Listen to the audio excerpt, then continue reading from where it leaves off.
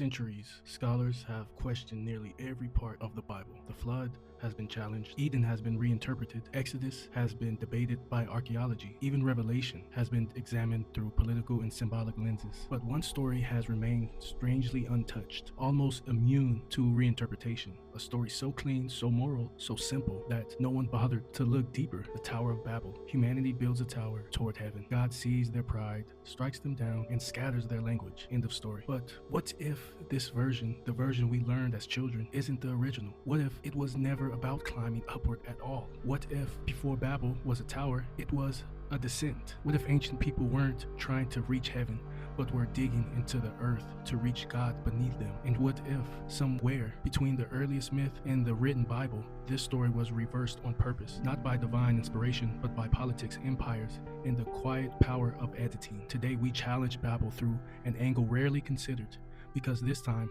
we're not questioning the sky, we're questioning the ground beneath our feet.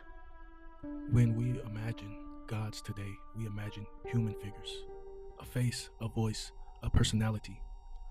But to the earliest people of Mesopotamia, the divine beneath the earth had no face, no body, no gender, no throne.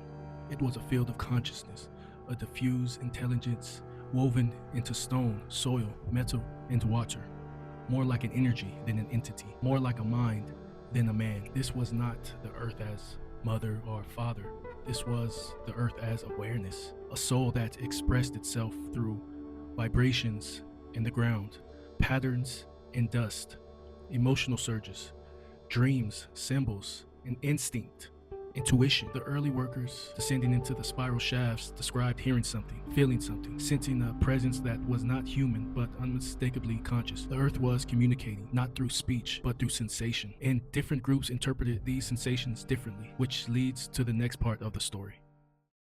In the biblical version, God punishes humanity by splitting their tongues, creating new languages to scatter them. But in the older Mesopotamian tradition, something more subtle is described.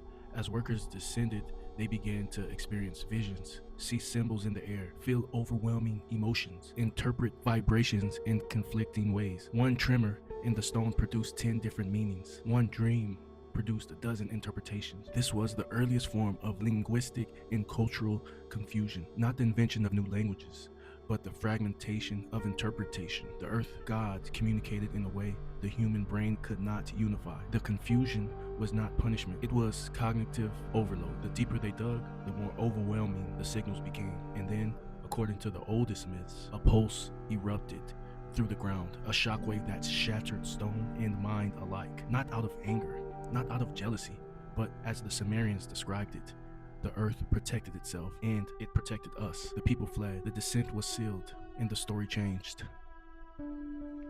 So, how did a story about descending into the earth become a story about climbing into the sky? Why did a myth of communication with a living planet turn into a tale of divine punishment? To answer that, we have to remember something uncomfortable. Stories change when powerful people need them to change. When the Sumerians fell, Babylon adapted their myths. When Babylon fell, the Hebrew scribes inherited and reshaped them. And centuries later, when Rome dominated Judea, religious interpretation became inseparable from political control. Empires do not rewrite stories because they hate the originals. They rewrite stories because stories shape behavior, and behavior shapes power. A myth encouraging people to dig into the earth encourages exploration. Exploration leads to discovery. Discovery leads to independence. Independence weakens empire. Worse, in the ancient world, underground spaces held gold, copper, iron, salt, obsidian, sacred minerals, rare stones. To Rome, mines were strategic resources, lifeblood of empire. A mythology encouraging humanity to seek God in the earth would inspire people to explore and claim these resources. So the myth was inverted. A descent became an ascent. Communication with the earth became rebellion against heaven. A cognitive overload became a divine curse. A living earth god became a distant sky god. The rewritten story now taught, do not climb too high, do not question too deeply, do not seek forbidden places. A perfect message for a controlling empire. And it echoes another suspicious, convenient Roman addition. Give unto Caesar what is Caesar's. A line placed in scripture during a time of Jewish tax resistance. A political solution disguised as divine instruction.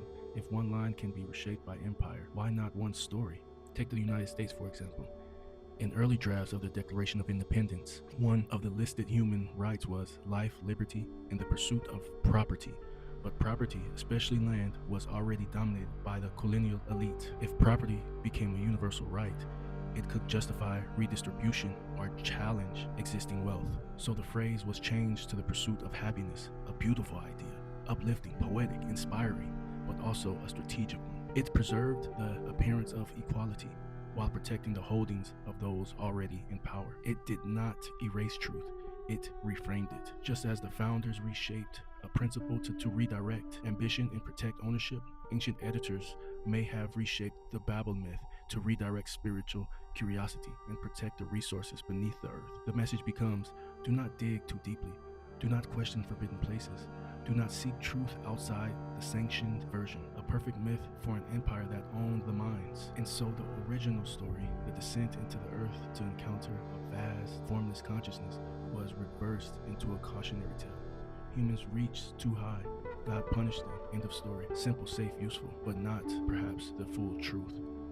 As the myth shifted upward, something profound was lost. The idea of the earth as a living consciousness, not a humanoid deity, not a father in the sky, not a king on a throne, but an ancient, distributed soul that communicates through every life form it hosts. The Sumerians felt this presence in stone. Shamans felt it in trance. Mystics felt it in solitude.